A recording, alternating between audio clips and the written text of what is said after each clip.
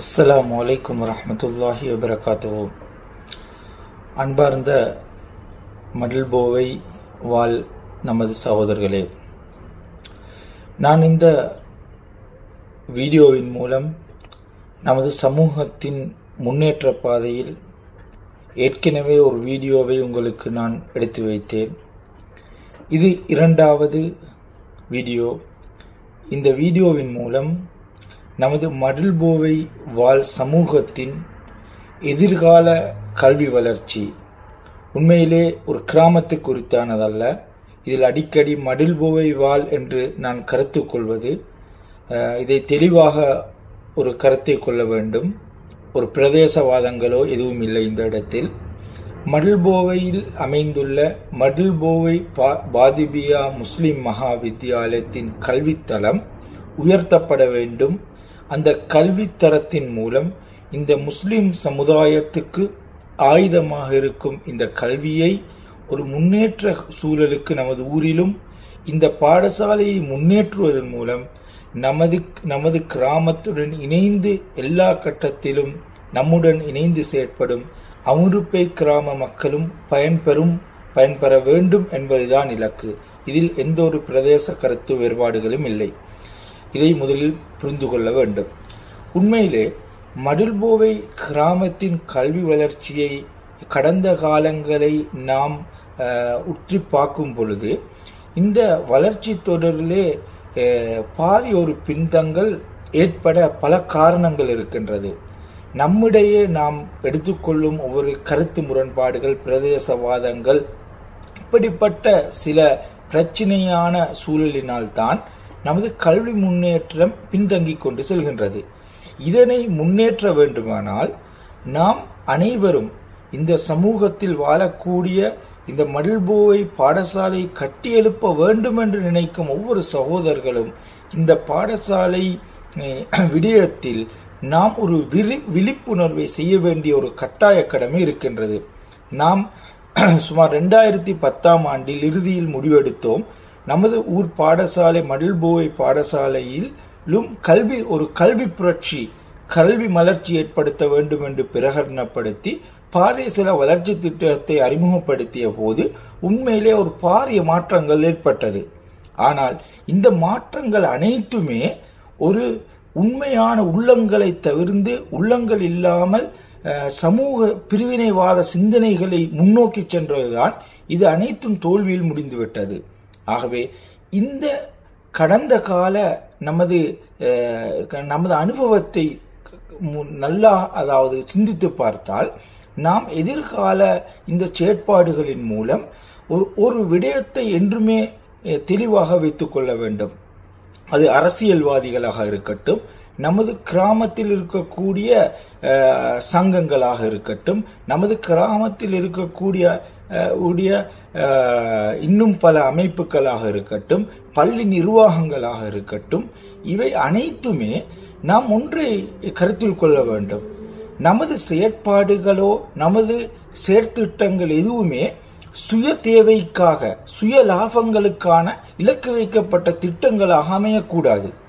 அப்படி இலக்குகளாக ஒரு அரசியல்வாதியை எடுத்துக்கொண்டால், அரசியலில் ஈடுபடும் சிலர்கள் எடுத்துக்கொண்டால், இவர்களின் அரசியல் செல்வாக்குக்காகவும் சுய செல்வாக்குகளுக்காகவும் சில திட்டங்களை இடுவது, திட்டங்களை இட்டுக்கொண்டு வெளியூர் சில அரசியல்வாதிகளை விட்டுக்கொண்டு கல்வியை சீரழித்துக் கொண்டிருப்பது, ஆசிரியர்களை இடமாற்றம் செய்வதும், ஆசிரியர்களுக்கு எச்சரிக்கை செய்வதும், இல்லாவிடின் அரசியலில் வேறு கருத்து இருந்தால் அவரை மாற்றம் செய்வதும், இப்படியான ஒரு பிழையான அணுகுமுறையினால் தான் நமது ஊரில் இருக்கும் பாடசாலை கல்வி வளர்ச்சியில் பின்தங்கம் ஏற்பட்டுள்ளது. இதனை எழுச்சியை நோக்கி செல்ல வேண்டும் என்றால் கடந்த காலங்களில் ஏற்பட்ட விளைவுகளை கருத்தில் கொள்ளுங்கள். கடந்த காலங்களில் ஒரு அதிபரை எடுக்க திட்டமிடுவது, அந்த அதிபரை சுய அரசியலுக்காக, சுய அரசியல் லாபத்துக்காக குறுகிய கால தீர்மானத்தில் திடீரென பாடசாலைக்கு எடுத்து செயற்பட்டு கொண்டு சென்றது. இப்படி பாடசாலை கல்வி வளர்ச்சியில் பின்தங்குவதற்கு காரணமாக ஒரு சிலர் தொடர்ந்தும் செயற்பட்டு கொண்டிருப்பதை நாம் கண்டு கொண்டிருக்கின்றோம். இதனை இங்கு நமக்கு ஒருபோதும் அனுமதிக்க முடியாது. இதை அனுமதிக்கும் சகோதரர்களாக நீங்கள் மடில்போவையில் இருப்பதானால் அதில் உங்கள் வாழ்க்கையில் நீங்கள் பாரிய ஒரு அழிவுக்கு இடத்தை கொடுக்கின்றீர். உண்மையிலே ஊரில் நாம் தொடர்ந்து பார்க்கின்றோம், ஊரில் ஒரு குழு தொடர்ந்து கடந்த 10 வருடங்களாக சமூகத்தில் மாற்றம் ஏற்படுத்த வேண்டும், ஏதாவது ஒரு எழுச்சியை ஏற்படுத்த வேண்டும் என்று போராடி வருகின்றனர். ஒரு குழு, எந்த குழு நல்லது செய்தாலும் அதற்கு தடையாக வந்து கொண்டிருக்கிறது. அது அரசியல் ரீதியாக இல்லாவிட்டில் ஒரு அமைப்புகள் ரீதியாக தடையை ஏற்படுத்துவர்களாக அமைந்திருக்கின்றார்கள். இந்த முன்னெச்சரிக்கை நான் மிகவும் தெளிவாக ஒரு விடயத்தில் விடுகின்றேன். இப்படி சுய அரசியல் நோக்கத்துக்காக நமது ஊரில் தனது அரசியல்களை ஸ்தம்பிதம் படுத்துவதற்காக நமது பாடசாலையின் கல்வியை தொடர்ந்து அழிவு பாதைக்கு கொண்டு செல்வதானால் இவர்களுக்கு நமது ஊர் மக்கள் ஒரு நல்லதொரு பாடம் படிப்பிக்க வேண்டும் என்று அன்பான வேண்டுகோள் விடுக்கின்றேன்.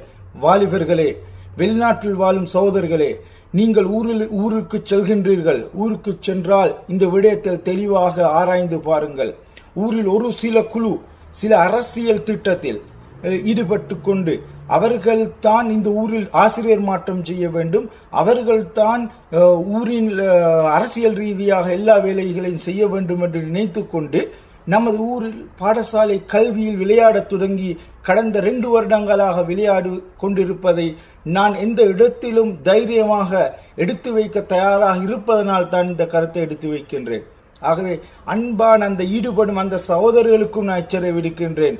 நீங்கள் கடந்த கால நாம் இந்த கடந்த ஒரு 3 மாதமாக ஊரின் கல்வி வளர்ச்சிக்கு திட்டமிடும் பொழுது முரண்பாடுள்ள கருத்து வேறுபாடுள்ள அனைவருடன் நான் கலந்துரையாடினேன். நமது முரண்பாடுகளும் நமது கருத்து முரண்பாடுகளும் நமது ஊரின் கல்வியை பின்தங்க செல்லும் என்ற கருத்தை நான் அவர்கள் எடுத்து வைக்கும் பொழுது அவர்கள் உண்மையிலே அல்லாஹ் அவர்களுக்கு நல்ல ஈடேற்றத்தை கொடுக்க வேண்டும், என்னுடன் நல்ல கருத்துக்களுக்கு முன்வந்து நாம் ஒன்றிணைந்து செயற்படுவோம் என்று வந்தார்கள். ஆனால் இன்னும் ஒரு சில நபர்கள் இன்னும் நமது பாடசாலை விடயத்தில் தான் அரசியலில் மாற்றம் செய்ய வேண்டும், நான் தான் இந்த ஊருக்கு அரசியல் ஏதாவது செய்வதனால் செய்ய வேண்டும் என்று நினைத்து கொண்டு பாடசாலை அதிபர் மாற்றம் விடயங்களில் மிகவும் தெளிவாக விளையாடி கொண்டிருப்பதை நாம் அறிந்து வருகின்றோம். அவர்களுக்கு நான் தைரியமாக இது ஒரு தனி நபர் என்ற ரீதியில் நான் எச்சரிக்கை விடுக்கின்றேன். நீங்கள் தொடர்ந்து நமது சமூகத்தின் கல்வி வளர்ச்சியில் உங்கள் அரசியல் விளையாட்டை ஆரம்பித்தால் நாம் தொடர்ந்து இதற்கான சந்தர்ப்பத்தை தரமாட்டோம் என்பதை தைரியமாக எடுத்து வைத்துக் கொள்கின்றேன். அதே நேரம் நமது ஊரில் வாழ்ந்து கொண்டிருக்கும் மடில்போவை அன்பார்ந்த வாலிபர்களே, நீங்கள் தான் இந்த சமூகத்தின் தலைமைகள், இதை மறந்துவிட வேண்டாம். நமது ஊருக்கு நீங்கள் தலைவர்களாக இருக்க வேண்டும், நமது ஊருக்கு ஒரு வேலியாக இருக்க வேண்டும், நமது பாடசாலைக்கு ஒரு வேலியாக இருக்க வேண்டும். நீங்கள் சற்று முன்னேறிய கிராமங்களை விசாரித்து பாருங்கள். அது மாவனல்லை பதுரியா பாடசாலையை விசாரித்து பாருங்கள், ஹபோஸ்தலாவை பாடசாலையை விசாரித்து பாருங்கள், இல்லைவிட மடவலை பாடசாலையை நீங்கள் விசாரித்து பாருங்கள். இந்த அனைத்து ஊர்களின் பின்னணியிலும் வெற்றியின் பின்னால் ஒரு குழு இருந்திருக்கின்றது. அந்த குழு தனது உயிரை தியாகம் வைத்து ஊருக்கு தொடர்ந்து அநியாயம் இழைக்கும், ஊருக்கு தொடர்ந்து பிரச்சனைகளை கிளப்பிக் கொண்டிருக்கும் இவர்களுக்கு எச்சரிக்கையாக அந்த வாலிபர்கள் இருந்தார்கள். அப்படிப்பட்ட ஒரு வாலிபர் குழு நமது கிராமத்துக்கு தேவை. இந்த வாலிபர் குழு இந்த ஊரில் மீண்டும் மீண்டும் பிரச்சனைகளை உருவாக்கி கொண்டிருப்பதற்கு ஒரு எச்சரிக்கையாக இருக்க வேண்டும். அந்த எச்சரிக்கையாக இருந்து நமது பாடசாலைக்கு முன்னேற்றத்தை கொண்டு செல்லக்கூடிய ஒரு பாடசாலையின் வேலிகளாக ஒரு குழுவாக நீங்கள் இருங்கள் என்று அன்பாக வேண்டிக் கொள்கின்றேன். தயவு செய்து நாம் 3 விடயத்தை மறந்துவிடக் கூடாது. நமது ஊரில் இருக்கும் பழைய மக்கள், பழைய ஆசிரியர்கள், பழைய சகோதரர்கள், அதேபோல் அனுபவம் உள்ளவர்கள், அதேபோல் நாம் நமது ஊருக்கான ஒரு அரசியல்வாதியை தேர்ந்தெடுத்திருக்கின்றோம். அந்த அரசியல்வாதியுடன் இணைந்து நமது பாடசாலையை முன்னேற்ற முடியுமா என்று பார்க்க வேண்டும். மாவனல்லை கிராமத்தை எடுத்துக் கொள்ளுங்கள். மாவனல்லை பாடசாலை ஜஹிராயின் முன்னேற்றகர செயற்பாட்டில் ஒரு அரசியல்வாதி பின்னணியில் இருக்கின்றார், துணையாக இருக்கின்றார்.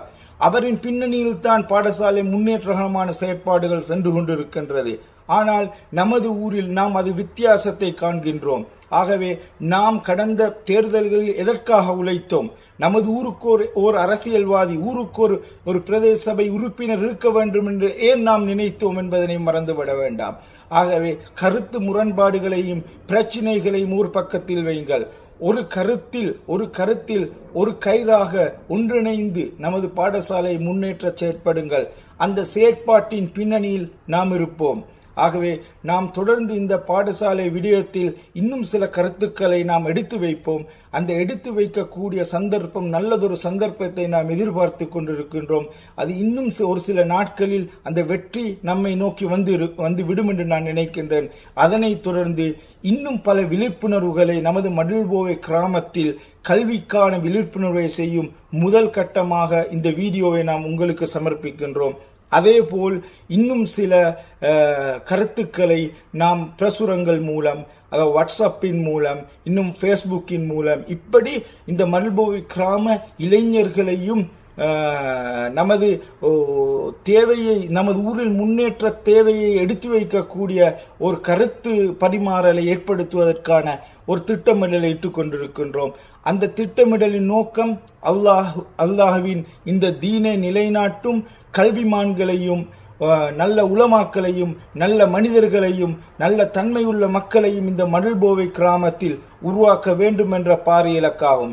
இந்த இலக்கின் வெற்றிதான், நமது இலக்கின் வெற்றிதான் இந்த மடில்போவை பாடசாலையின் முன்னேற்றம்.